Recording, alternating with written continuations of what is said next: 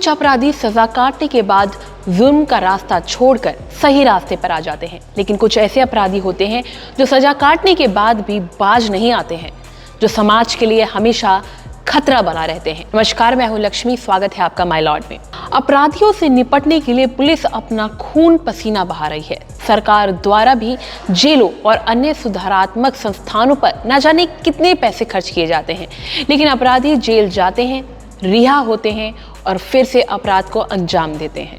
जहां कानून दिन पर दिन सख्ती बरत रहा है, तो वहीं हर दिन नए नए अपराधी सामने आ रहे हैं। अपराध और अपराधी की प्रवृत्ति को ही देखते हुए कानून ने अपराधियों को कई प्रकार की श्रेणी में विभाजित किया है। उन्हीं में से एक है अभ्यस्त अपराधी यानी हैबिचुअल ऑफेंडर, जिसके बारे में दंड प्रक्रिया संहिता 1973 की धारा 110 में क्या बताया गया है, चलिए जानते हैं इस वीडियो में।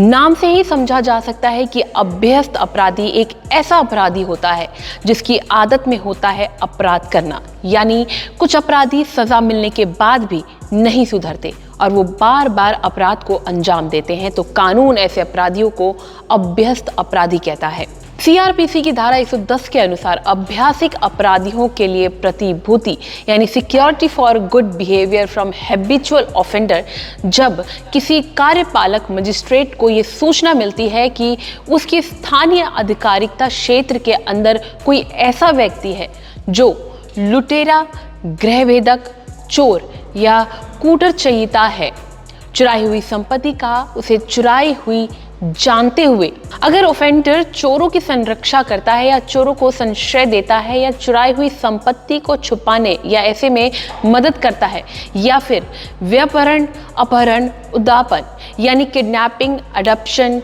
एक्सटॉर्शन या छल का अपराध या भारतीय दंड संहिता के अभ्यास 12 के अधीन या उस संहिता की धारा 1998 का, धारा 89 ख या धारा 89 ग या धारा 89 घ के अधीन दंडनीय कोई अपराध करता है। ऐसे अपराध अभ्यास करते हैं या करने की कोशिश करते हैं या करने का दुष्प्रेरण करता है, जिनमें परिशांति भंग समाहित है।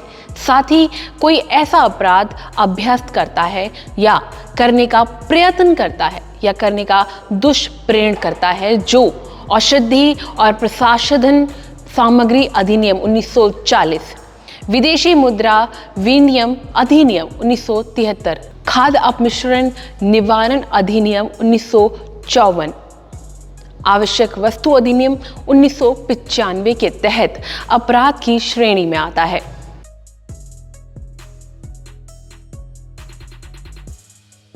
सीआरपीसी अंग्रेजी का शब्द है जिसकी फुल फॉर्म है कोड ऑफ क्रिमिनल प्रोसीजर। इसे हिंदी दंड प्रक्रिया संहिता कहा जाता है। सीआरपीसी में 37 अध्याय हैं, जिनके अधीन कुल 484 धाराएं मौजूद हैं। जब कोई अपराध होता है तो हमेशा दो प्रक्रियाएं होती हैं। एक तो पुलिस अपराध की जांच करने में अपनाती है जो पीड़ित से संबंधित होती है, और दूसरी प्रक्रिया आरोपी के संबंध में होती है। सीआरपीसी में इन प्रक्रियाओं का ब्यौरा दिया गया है। कानून से जुड़ी इस तरह की और भी जानकारी के लिए देखते रहिए माय लॉर्ड।